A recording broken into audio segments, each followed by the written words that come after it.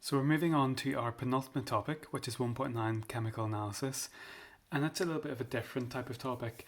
If you think back to the last few ones we've done, so acids, bases, and salts, periodic table, quantitative chemistry, a lot of what they've been about is about chemical reactions and how different things interact, keeping track of equations, doing calculations on equations.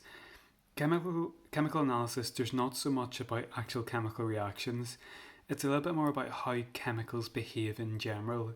So things like purifying them, things like making mixtures of them, separating different mixtures, doing tests to work out what type of chemicals are there. So it's a little bit more general than the last few topics. So being a bit more specific than that, there's kind of three main sections to this topic for chemical analysis. First bit's a little bit about elements, compounds, and mixtures, and about like purifying things and like the difference between the compounds, mixtures, and how they behave. So elements, compounds, mixtures.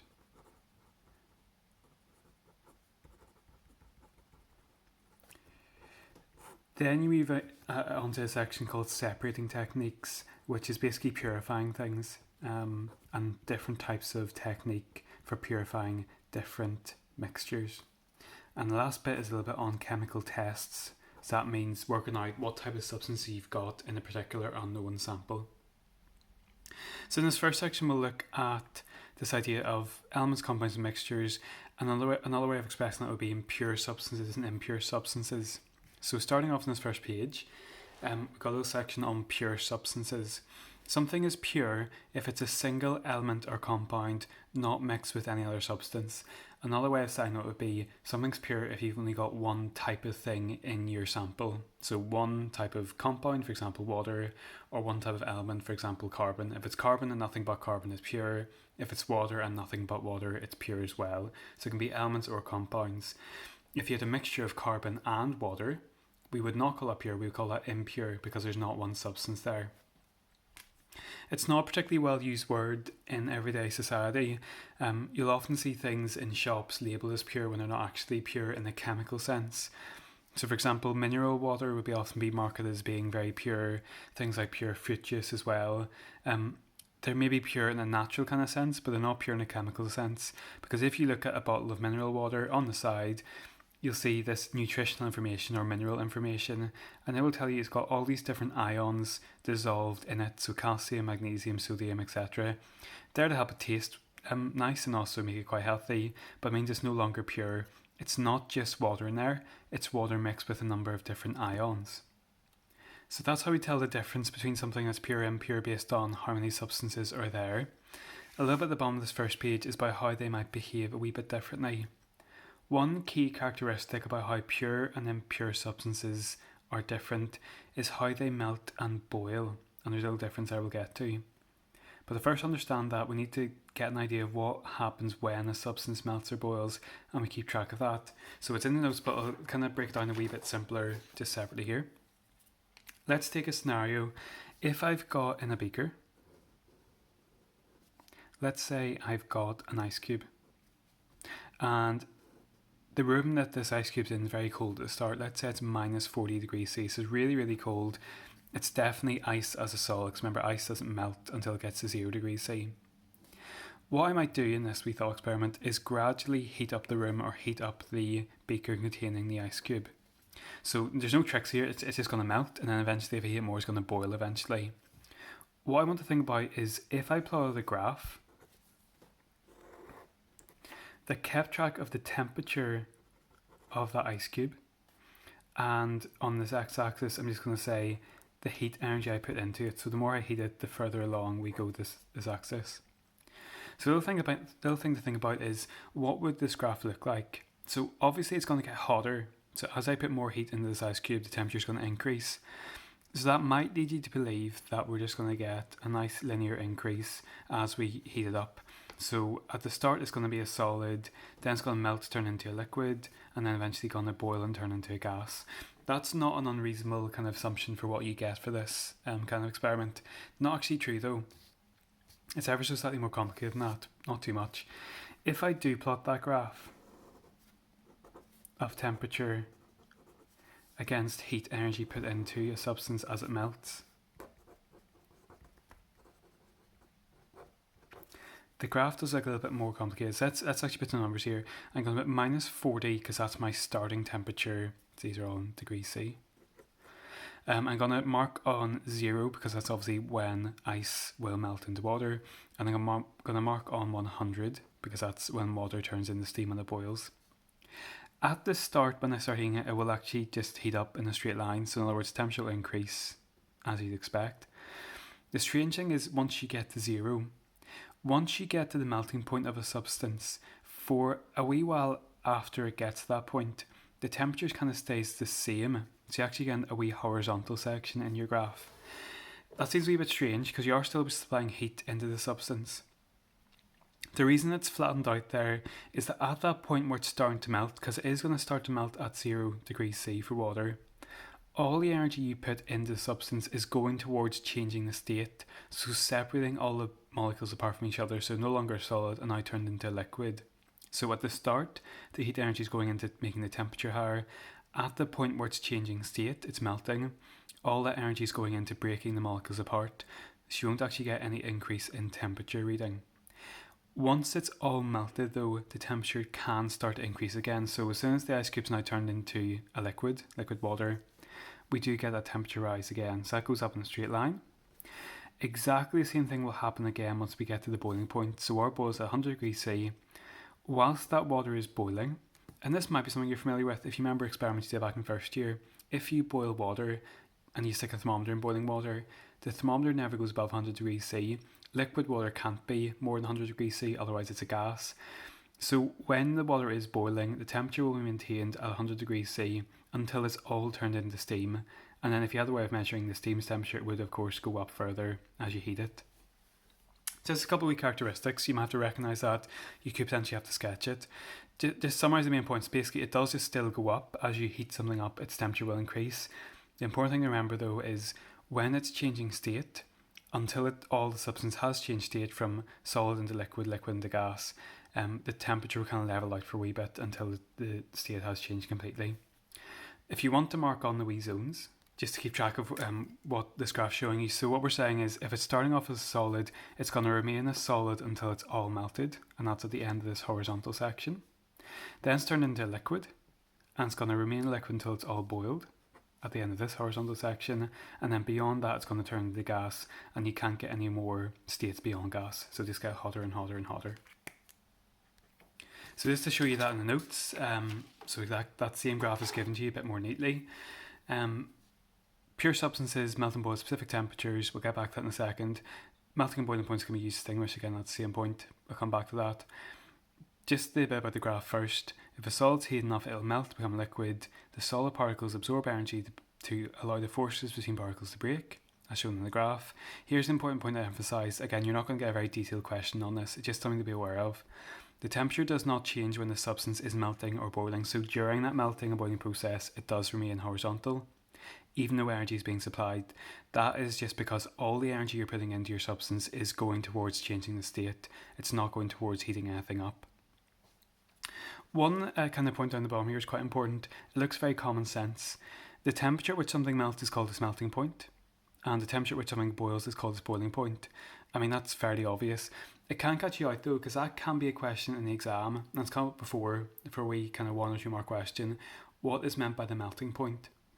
If you're not very careful with that one, a very tempting answer to put down is to say the melting point is the point at which something melts. You'll get no marks for that because you're not giving any new information, you're just repeating the question back to itself.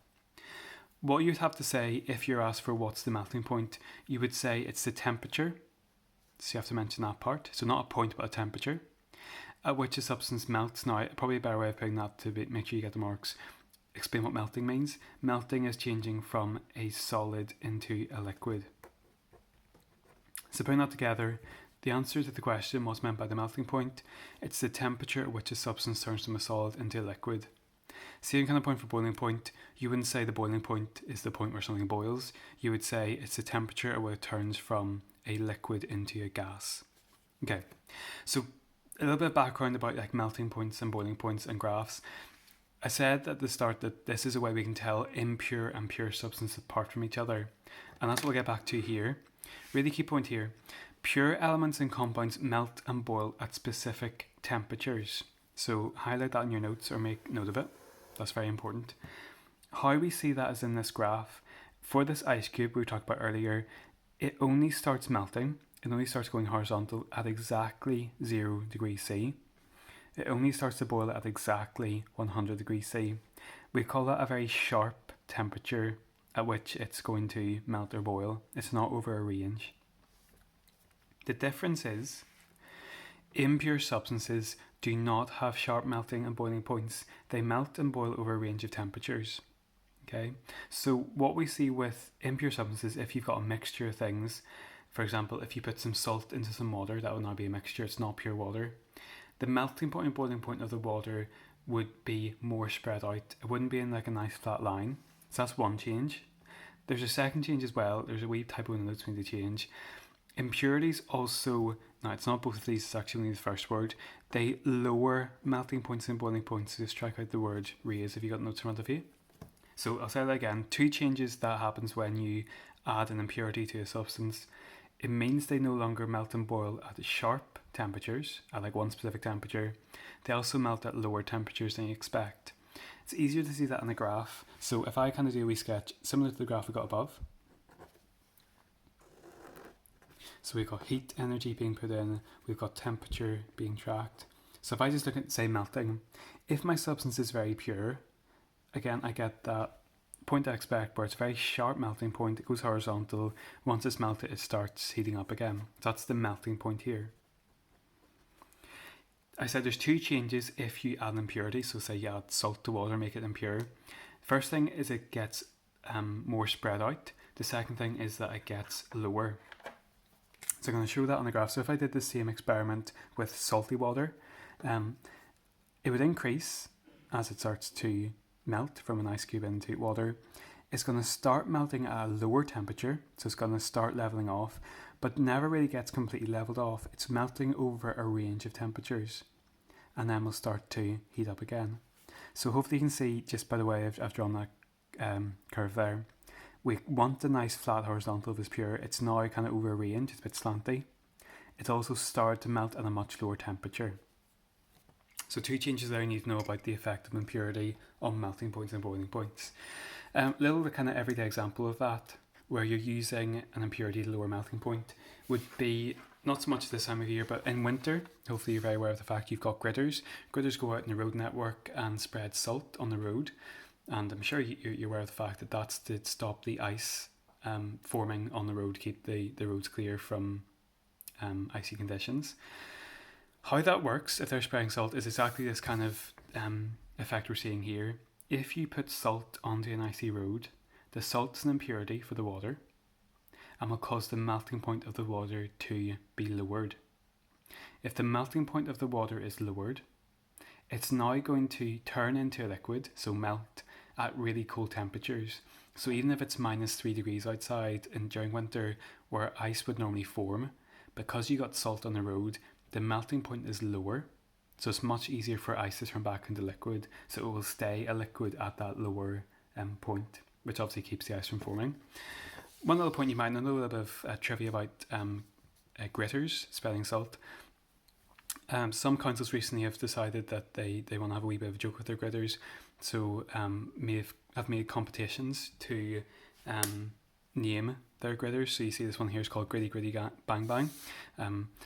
We've got some other humorous names here just to look at. Some personal favourites, quite like Ready Spready Go. You got Gritney Houston, Gritney Spears, Gritty McGritface. So if you have a look at the gritter as it goes past you might have a funny name attached to it. So anyway, back to the point. So that's our first page done. Now we're going to a wee section about melting points and boiling points, similar to what we looked at in that wee graph. Don't want to spend too much time on this because you actually have looked at this in quite a lot of detail before, when we're looking at like kind of solids, liquids and gases in terms of bonding and like high boiling points, low boiling points. Important thing to check at this point is, are you still able to work out from melting points and boiling points at room temperature what state would something be? So if you want to have a quick go at this, just pause the video, you should be able to do it. If not, I'll talk you through it. So remember, if we're trying to work out what state something is at room temperature, we're comparing it to room temperature itself, which normally is 25. The general method I taught you doing the first time was to see where 25 fits on this kind of temperature scale. So in this case, you got minus 100 this substance melts at, plus 100 degrees C it boils at, therefore 25 degrees C is in the middle. So if I do analysis, if I imagine I'm gradually heating up this substance A, by the time I get to 25, it will have passed the melting point because minus 100 is below 25, but won't yet have reached the boiling point. It hasn't got enough energy at 25 degrees C to boil. If it's melted but not boiled, it must therefore be a liquid. So very quickly doing the rest. So part B, 25 is above both the melting point and boiling point. It's above 0, therefore it's turned into a gas. It's melted and boiled. For C, 25 is below the melting point and below the boiling point, therefore it's done neither, so it must still be a solid. For D, it's like part A again, 25 is between the melting point and boiling point, it's melted at 25, it's not boiled, it's a liquid. Final one, has to be careful with minus numbers, 25 is above both, because those are both negatives, so it's both melted and boiled. By the time it gets to 25, therefore it must be a gas. So a little bit about mixtures in general, a little bit of terminology we might use to describe them. A mixture is defined as two or more substances mixed together. So they're not chemically combined, it's just one substance and another substance. So that could be, for example, carbon and water, that'd be a mixture of an element and a compound, or it could be magnesium and carbon, that'd be a mixture of two different elements. Doesn't really matter what it is, if the two substances not combined, they're a mixture. The substances are easily separated because they're not chemically joined to each other, that would make a compound. Solids that dissolve in water are described as being soluble, and the opposite of that, if they don't dissolve in water, they're insoluble. And I'm sure you're kind of aware of those words. Something you might have forgotten or might not be aware of is some technical terms. If you do have a solution where you've dissolved something in a particular solvent like water, the solid that dissolves is called the solute, and the liquid in which it dissolves is called the solvent. Now it says that's usually water, and to be fair, in GCSE chemistry it will 99% of the time be water, but just be aware there are other liquids you can dissolve things in. You can dissolve things in alcohol, you can dissolve things in things like esters, things like that, like makeup remover, things like that. So it's generally water, but can be other things. Wee definition, you could be asked what actually is a solution. Again, it's one of those words you're familiar with but may be hard to define. All a solution is that it's a mixture of a solute, so something that's been dissolved, and a solvent, the thing you've dissolved it in. A little bit on the top of the next page, just to finish off in this wee section. Mixtures can be quite important in everyday life. You've got this little kind of sub-definition called formulation. It is quite a long definition. Formulations are used quite a lot in everyday life. It's a mixture that's been designed as a useful product. It's formed by mixing together several different substances in carefully measured quantities to ensure the product has the required properties. Basically what I was trying to say, it's not a random mixture, it's a carefully designed mixture to do certain tasks for you. Common ones would be fuels, cleaning agents, paints, medicines, alloys, fertilisers and foods. You can list any one of those as an example in the exam. Just to show you one very quickly in front of you, just to get the idea. Lots of medicine would be considered formulations because it's not just one substance, it's a number of substances together, working together to help you. So a common example would be Lemsip. If we look in the back on the ingredients list, we've got paracetamol, that's one substance, it's a painkiller. You've got phenylephrine hydrochloride, it's another substance, it's decongestion to clear your blocked nose. It's also got sucrose, lactose, and aspartame and sodium. Sucrose, lactose, and aspartame are various types of sweetener or sugars, because I don't know if you ever have accidentally bit down on a paracetamol tablet. It's very bitter. So again, that's making it a bit more palatable, a bit more easy to take.